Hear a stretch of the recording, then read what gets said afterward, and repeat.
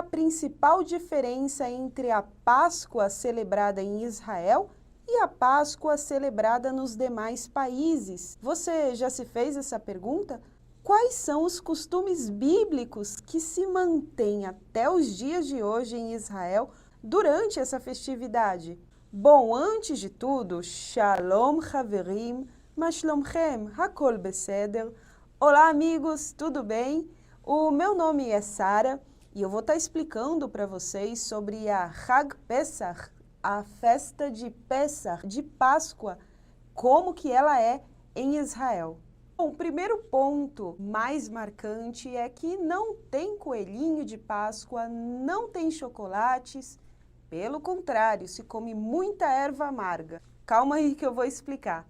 Bom, a Páscoa celebrada em Israel é um momento de memória, de lembrança a um tempo bíblico, a uma história, um fato bíblico. O que para muitos países ou muitas pessoas é tido como uma lenda, um conto, em Israel é um fato histórico que é revivido, que é lembrado até os dias de hoje, que é o fato da libertação do povo de Israel da mão de Faraó, da terra do Egito. A Páscoa é vista na Bíblia ainda quando o povo de Israel estava como escravo, a ponto de serem libertos. É aí que é mencionado pela primeira vez a Páscoa. E isso em Israel não é só uma história bíblica, isso é um fato histórico que reflete em um feriado no país todo.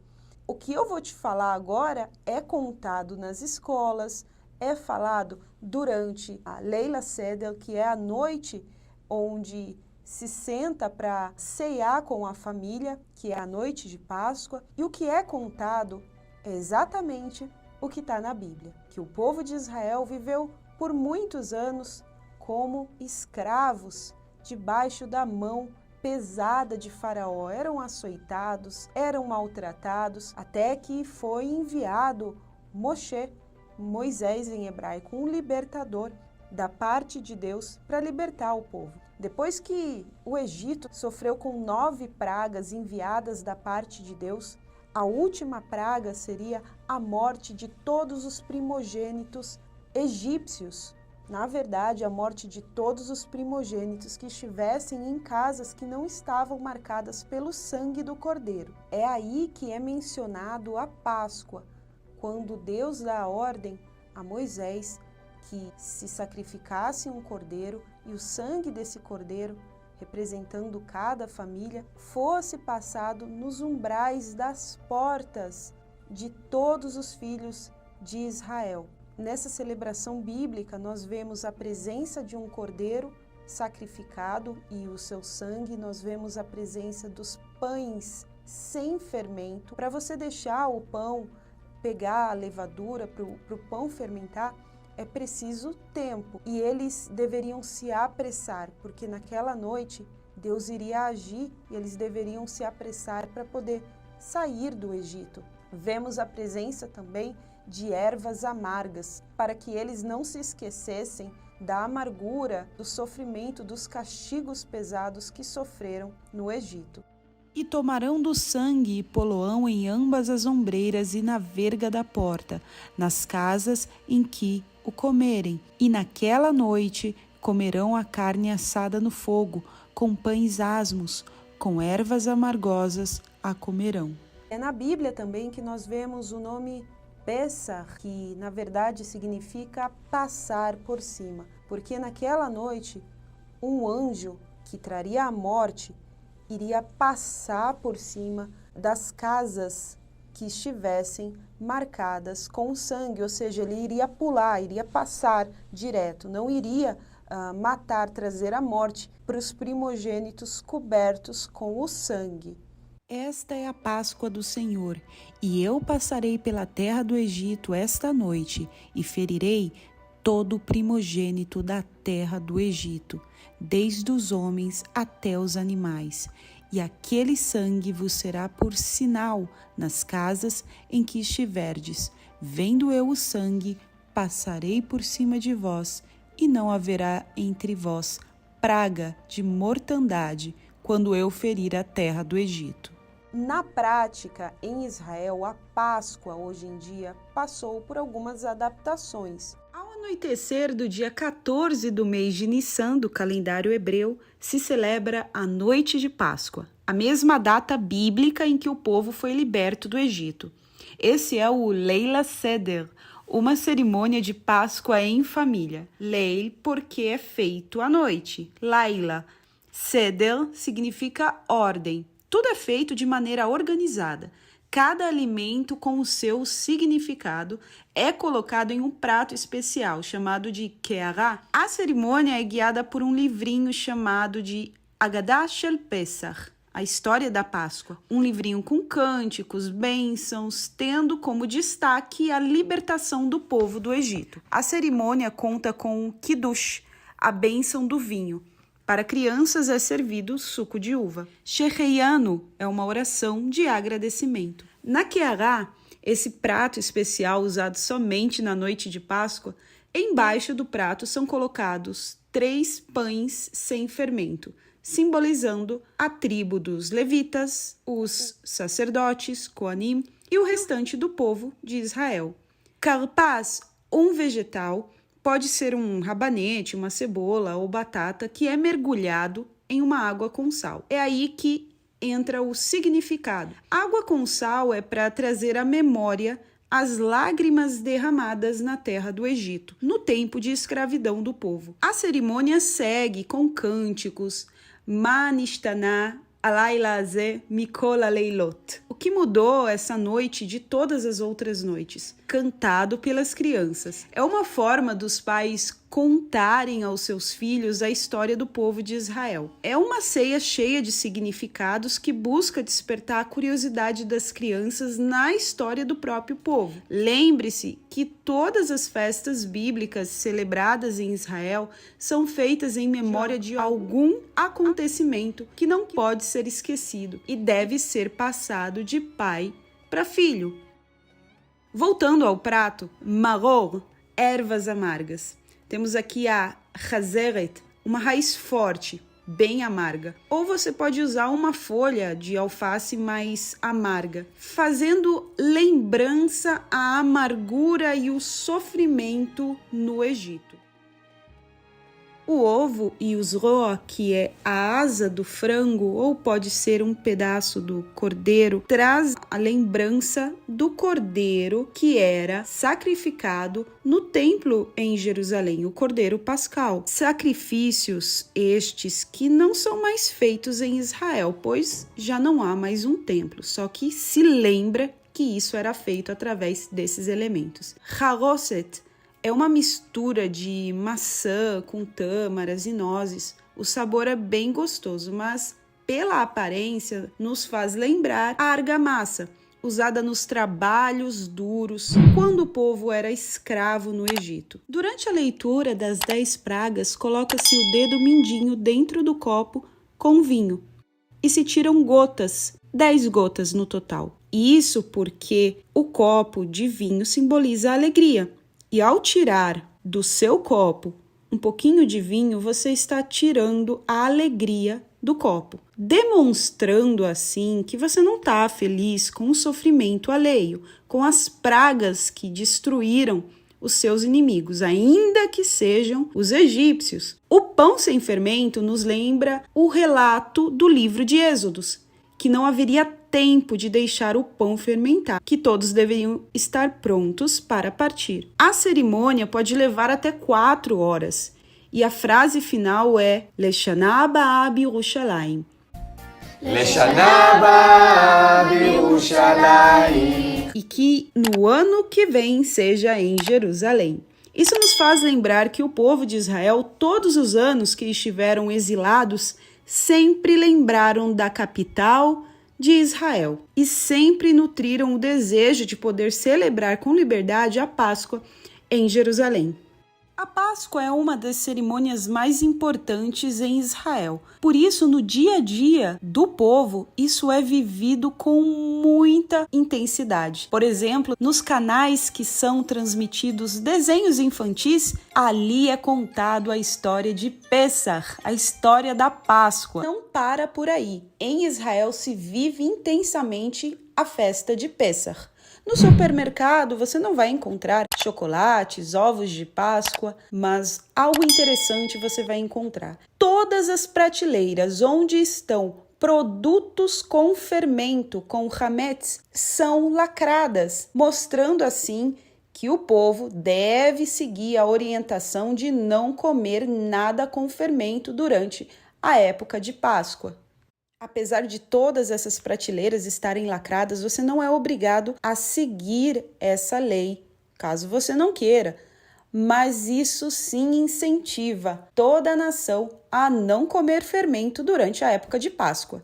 Assim como a Páscoa em Israel é marcada por um momento de memória, de libertação de uma vida de escravo, marcando assim uma nova etapa, uma nova vida, Jesus Cristo morreu, ele entregou a sua vida, derramou um sangue preciosíssimo justamente na época de Páscoa. Seria isso coincidência numa época em que se é lembrado um momento de libertação, justamente nessa data, o maior sacrifício, um sacrifício que iria marcar toda a humanidade, aconteceu. Jesus celebrou a Páscoa com os seus discípulos um pouco antes de ser preso. É o que nós vemos nos evangelhos. E ele disse: Ide à cidade a um certo homem e dizei-lhe: O mestre diz, o meu tempo está próximo, em tua casa celebrarei a Páscoa com os meus discípulos. Um detalhe interessante é que nós não vemos a presença do Cordeiro nessa Páscoa celebrada por Jesus. Nós sim temos a presença dos pães ázimos, do vinho, mas e o Cordeiro?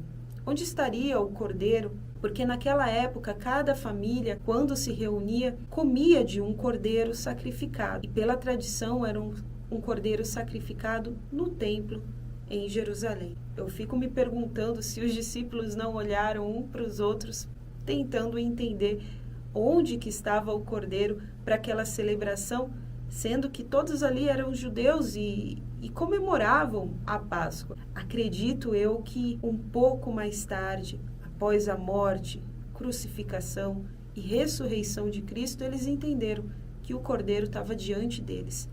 Esse era o Cordeiro que veio ao mundo para cobrir com o seu sangue todos os pecados daqueles que crescem nele e assim serem livres da morte eterna, da separação eterna de Deus. Enquanto a Páscoa, nos tempos de Moisés e até Jesus, era celebrada como somente uma libertação física, uma libertação de uma nova vida sem escravidão, sem tristeza, sem jugo, com uma nova terra. Jesus trouxe um novo significado da Páscoa, não fazendo-nos esquecer da grande libertação do povo do Egito, mas fazendo-nos entender um maior significado, uma maior salvação, uma libertação ainda maior do que a libertação que houve no Egito, a libertação das nossas almas. Não tem como falar de Páscoa sem mencionar sangue, sacrifício. E é por isso que eu vou abrir aqui um parêntese para que você entenda como eram feitos os sacrifícios antigamente e por que Jesus morreu por nós, por que era necessário sangue. Se você voltar nas histórias bíblicas, desde os tempos de Adão, quando ele pecou, um animal inocente morria no lugar de um pecador. Sempre foi assim. Lembre-se que há um versículo que diz que o salário do pecado é a morte. Então, para que aquele pecador não morresse em seu pecado, era sacrificado um animal inocente. E esse animal morria no lugar do pecador. E através do sangue desse animal havia redenção. Assim era a lei da época. Assim foram feitos sacrifícios diários no tabernáculo, posteriormente no primeiro templo, no segundo templo, e assim continuou até a vinda de Jesus. Apesar dos judeus não crerem que Jesus é o Messias, não acreditam que o sangue que foi derramado é um sangue de redenção para todos os que creem. Mesmo assim, apesar de não crerem, não existem mais sacrifícios de animais em Israel. Por quê? Porque não existe um templo para que isso seja feito de uma forma certa, adequada. Lembrando que o segundo templo foi destruído 70 anos depois de Cristo. Todo judeu, sabendo que o sangue é necessário para uma redenção, no dia de Yom Kippur, dia do perdão, o dia mais importante, se eu puder colocar aqui numa escala dos dias mais importantes em Israel, ficaria o dia do perdão, que é o Yom Kippur, o dia de redenção, e a Páscoa, são os feriados mais importantes do país. No dia de Yom Kippur, se você não viu um vídeo com respeito a isso, eu vou deixar aqui em cima para você ver, e também na descrição desse vídeo, que eu falo mais a fundo sobre o Yom Kippur. Mas nesse dia, sabendo os judeus que precisam de sangue para redenção, Yom Kippur é um dia onde o sumo sacerdote, lá que o povo saiu do Egito na época de Moisés, o Arão, ele entrava diante dos santos dos santos. Consequentemente, esse costume foi passando de geração em geração. Ele entrava todo de branco, não com aquelas roupas adornadas com o peitoral das 12 tribos, não. Nesse dia ele entrava de branco, em humilhação, em jejum, por todo o povo. Eram feitos sacrifícios e era um dia de redenção, de limpeza.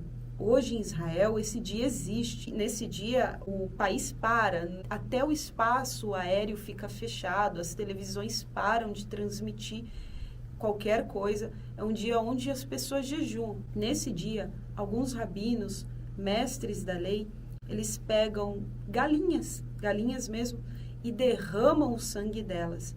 É uma forma de dizer, estamos derramando sangue para que haja redenção sobre a vida dessa pessoa, sobre a vida desse rapaz, sobre a vida dessa moça. Porque as pessoas buscam os rabinos para que derramem o sangue. Mas isso é bíblico? O fato da galinha em si não é bíblico. Mas o derramamento de sangue para que haja redenção da pessoa, sim, é bíblico. Vindo Jesus, voltando para Jesus, que derramou o seu sangue, fica muito mais claro para a gente entender. Se a gente conhece um pouco da cultura judaica, a gente entende o porquê Jesus derramou o seu sangue, por que é sempre falado que o sangue dele é precioso.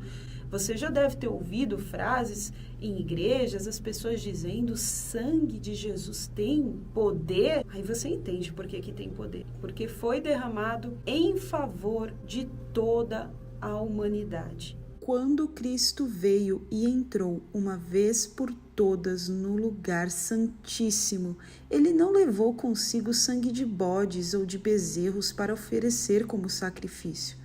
Pelo contrário, ele ofereceu o seu próprio sangue e conseguiu para nós a salvação eterna.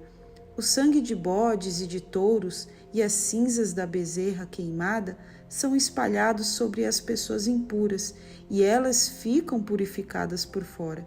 Se isso é assim, imaginem então quanto maior ainda é o poder do sangue de Cristo. Por meio do Espírito Eterno, ele se ofereceu a si mesmo, a Deus, como sacrifício sem defeito. A Páscoa comemorada em Israel nos faz lembrar um momento de libertação. A Páscoa comemorada em memória de Cristo também nos faz lembrar um momento de libertação, um momento de redenção das nossas almas. Não é à toa que Jesus disse, fazei em memória de mim, beba esse cálice em memória de mim, coma desse pão em memória de mim. Todas as festas em Israel, tanto a festa de tabernáculos, a festa da colheita, a festa de Purim, a festa de Pessah, todas as festas comemoradas em Israel, elas têm esse sentido de fazer em memória de algo. É interessante que a maioria das festas do calendário em Israel são festas voltadas a acontecimentos bíblicos, que para muitos países é uma historinha infantil, um conto de escola dominical. Em Israel são fatos ligados à cultura, ligados à história de todo o povo. Então que nessa Páscoa você possa se lembrar de 2 acontecimentos muito marcantes: a saída do povo de Israel do Egito, a salvação da vida deles, que através desse povo veio o Salvador, o Mashiach, Jesus Cristo, Yeshua, e na Páscoa celebrada em memória de Jesus, nos faz lembrar algo ainda maior, que é a libertação das nossas almas para sempre, porque nele, em Jesus, nós temos salvação. Gente, Hag Pesach Sameach, feliz Páscoa para todos vocês, que você possa se lembrar de um acontecimento maravilhoso, marcante para o mundo inteiro. Seja você judeu, seja você cristão, a Páscoa é um divisor de águas. Até a próxima, pessoal. Lehitraot. Feliz Páscoa!